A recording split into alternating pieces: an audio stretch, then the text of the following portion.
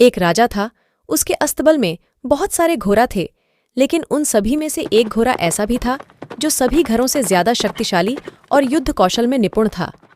राजा हर युद्ध में उसकी पीठ पर बैठकर जाता और युद्ध जीतकर आता था, इसलिए राजा उसे बहुत प्यार करता था। समय के साथ घोड़ा बूढ़ा हो गया। राजा को लगा कि अब शायद उसका घोड़ा पहले की तरह युद्ध में सहयोग नहीं कर पाएगा, इसलिए उसने घोड़ा को युद्ध में ले जाना बंद कर दिया। अब घोड़ा सारा दिन अस्तबल में बैठा रहता था या घास चरने मैदान में चला जाता था। एक दिन घोड़ा कहीं दूर निकल गया और रास्ते में आते समय एक नदी मिली। नदी में कीचड़ था। घोड़े को लगा कि वह आसानी से नदी पार कर लेगा, किंतु जैसे ही उसने नदी पार करने का प्रयास किया, वह कीचड़ में फंस गया। घोड़ा जितना कीचड़ से बाहर आने का प्रयास करता, वह उतना ही उसमें फंसता जा रहा था। अपने आप को मुसीबत में घिरा देख घोड़ा जोर जोर से हिनहिनाने लगा। घोड़े की हिनहिनाने की आवाज सुनकर रास्ते से जा रहे राहगीर इकट्ठे हो गए। उन सभी ने मिलकर घोड़े को कीचड़ से निकालने का प्रयास किया, किंतु वे असफल रहे। लोगों ने घोड़े के मालिक का पता किया तो पता चला वह राजा का घोड़ा है। यह बात राजा तक पहुंचाई गई कि उनका प्यारा घोड़ा गहरे कीचड़ में फंस गया है और कीचड़ से नहीं निकल पा रहा है। राजा अपने सैनिकों के साथ घटनास्थल पर पहुंचा और घोड़े को निकालने का प्रयास करने लगे, किंतु उन्हें भी सफलता नहीं मिली। अब राजा भी बहुत परेशान हो गया।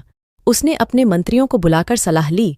तभी एक बुजुर्ग मंत्री ने सलाह दी कि घोड़े के पास युद्ध के नगारे बजवा दिए जाएं और आसपास युद्ध का माहौल तैयार किया जाए। राजा को बूढ़े मंत्री की सलाह अच्छी लगी और उसने वैसा ही किया। जैसे ही नगारे बजे, तलवारों और ढालों की आवाज गूंजी, वैसे ही बूढ़े घोड़े में मानो फिर से जवानी आ गई और मानो उसकी नसों में खून का संचार कई गुना बढ़ गया हो।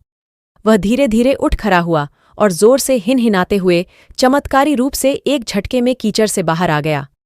राजा ने बूढ़े मंत्री से पूछा, ये चमत्कार कैसे हुआ?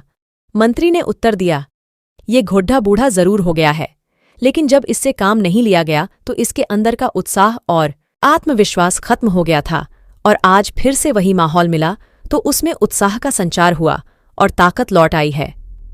राजा को भी सारी बात समझ में आ गई और उसने अपने वीर घोड़ों को फिर से काम पर रख लिया। शिक्षा, राजा और बूढ़ा। घोड़ा कहानी से हमें शिक्षा मिलती है कि जीवन में उत्साह और आत्मविश्वास को कभी खत्म नहीं होने देना चाहिए। आंचल स्टोरी को सपोर्ट कीजिए और सब्सक्राइब कीजिए और लाइक कीजिए, फिर शेयर कीजिए। हमारे इस वीडियो को देखने के लिए बहुत बहुत धन्यवाद।